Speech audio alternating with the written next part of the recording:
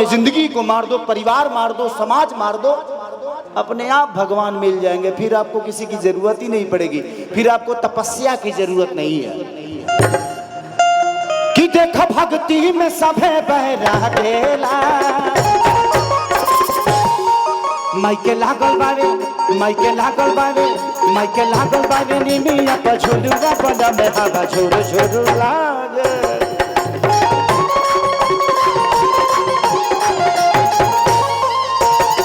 माइके लागल बावे, निमिया पर झुलुआ बना में हवा झुरु झुरु लागे।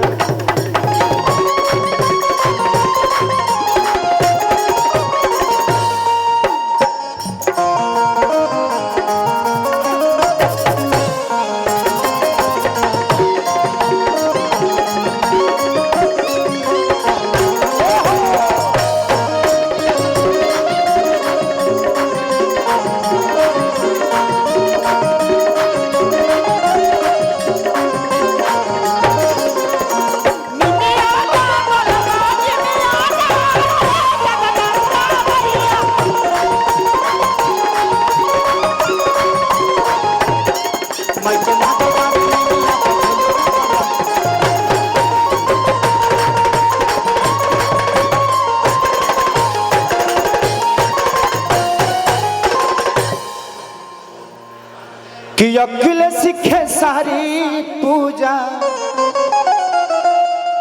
अरे कर घर भर हो, कि प्यार देवे आई अम्बेडकर नगर हो। यहाँ कितने लोग प्यार करने वाले हैं खेसरिया के तनी हल्ला करके कर बता दो। जा लो जरा कहे के बा कि खेसरिया अश्लील गावे वाला कह लो, लखल लो है प्यार करे वाला लोग। बताओ, अच्छा बताइए। नहीं, बिहार नहीं, भोजपुरी।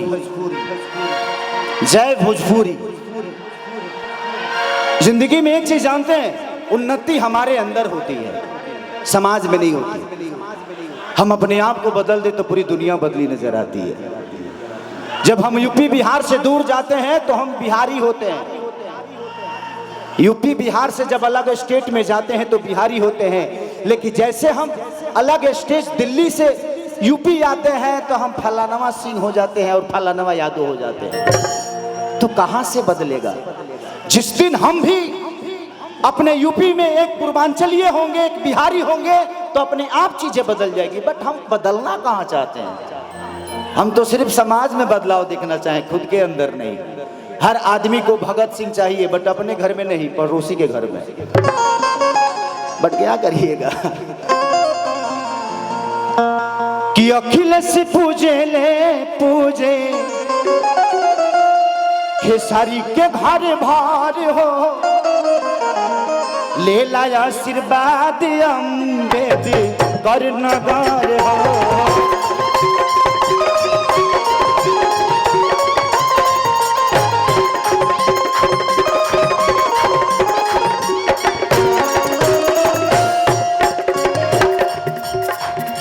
अखिलेश खेसारी पूजे पूजे घर भार हो, ले लाया आशीर्वाद अम्बेडकर नगर हो।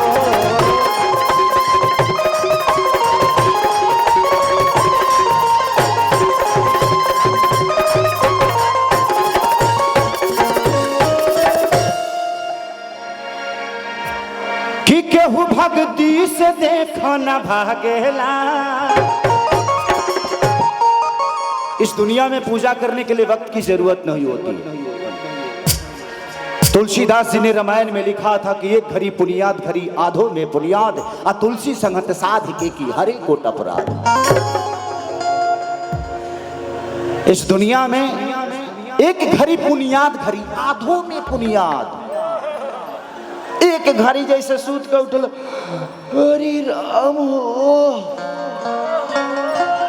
बस वो दिल से होके के चाहिए, कनेक्शन वहां से होके के चाहिए। इसलिए एक घड़ी पुनियाद घड़ी यादों में पुनियाद, अतुलसी संगत साथ के की हर एक कोट अपराध। बट आजकल लोग सुतते उठते पहले मोबाइल देखा था खेसरिया क्या होगा गाना आई किनारे। तो जिंदगी में थोड़ा वक्त भगवान के लिए निकालिए कि देखा भक्ति में सभे बहरा गेला। माइके लागल बारे माइके लागल बारे माइके लागल बारे निमिया का झोड़वा बंदा में हवा छोड़ छोड़।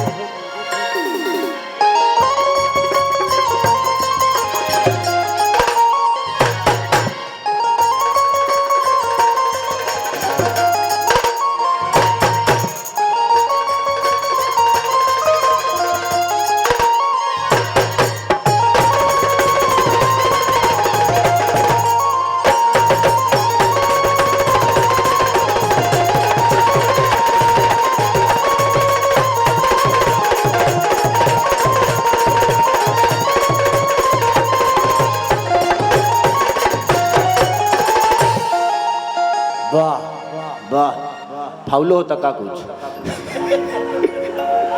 देखा बस एगो लास्ट और भजन ओकरा बाद रो लोग जमन कहब तबन।